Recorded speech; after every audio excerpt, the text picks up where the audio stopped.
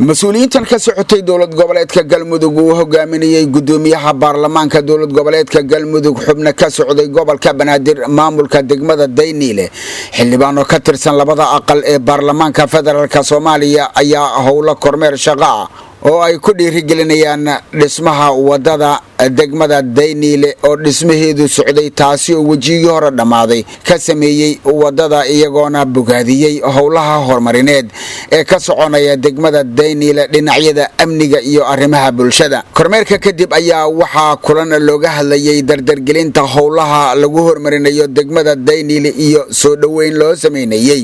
gudoomiyaha baarlamaanka dowlad goboleedka galmudug lagu qabtay xarunta degmada Dayniile waxaana inta kulanka uu socday la bogaadiyay dadaalada kala duwan iyo dib u dhiska ka soconaya degmada Dayniile nabadoon maxamed xasan xaad ayaa kula dardaarmay bulshada ku nool degmada Dayniile inay ka wada shaqeeyaan horumarka degmada laamiga highway-ga oo aragteen oo asaguna hididiilada degmada iyo runtii ka turjuma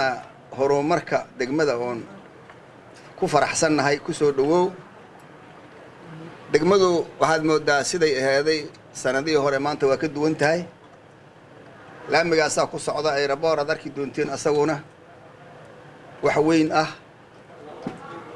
oo tallaabo hore loo qaaday ah marka waxaan rabnaa degmadaanu inay ka duwnaato siday ahaa jirtay gudoomiyaha degmada Dayniile ee gobolka Banaadir Maxamed Abuukar Cali Jaafar ayaa ka warbixiyay howlaha dib u dhiska ee ka soconaya degmada oo ay maanta tahay maalintii loo gudbi lahaa feeskeedii labaad phase 2 phase 1 kana oo dhamaaday insha Allah waxaan rajaynayaa jidkan inuu socod doono gaarina doono meeshii loogu talagalay ilaa iyo isbitaalka Dayniile gudoomiyaha golaha baarlamaanka dowlad goboleedka galmudug Dr. Maxamed Nuur Gacal ayaa bogaadiyay nabadda iyo horumarka kala duwan ee ka soconaya degmada Dayniile ee gobolka Banaadir galmudug oo maantay yeelatay hal maamul iyo hal madaxweyne iyo hal caasimad iyo golayaal mid ah galmudug oo maanta soo gaartay xuduudkeeda laga bilaabo degmada Matabaan ilaa Gaalkacyo si nabad lagu marayo si nabad lagu tagayo waxaan mahadda weyn u celinaynaa dawladda federaalka oo gacan weyn gudoomiye ku-xigeenka dhinaca maaliyadda ee maamulka gobolka Banaadir Axmed Xasan Iimaan ayaa sheegay in maamulka gobolka Banaadir uu wado dadaalo lagu horumarinayo degmooyinka gobolka Banaadir oo dhan isagoona bogaadiyay howlaha horumarka ee ka socda degmada Dayniile fayskii labaadna aan ka tashano alxamdulillah shaqadii si fiican ay noogu soo dhamaatay phase 1kii gabagabay ku dhowdahay marka waxaan ka fikiraynaa fayskii labaad oo ah ilaa 8 kiiloomitir wadadan ahayd 2 kiiloomitir dhisan intii kale shaqadu joogsamay sidii u soconaya hadii alla idmo degmada Dayniile ee gobolka Banaadir oo xuduud la leh gobolada Shabeellaha Hoose Shabeellaha Dhexe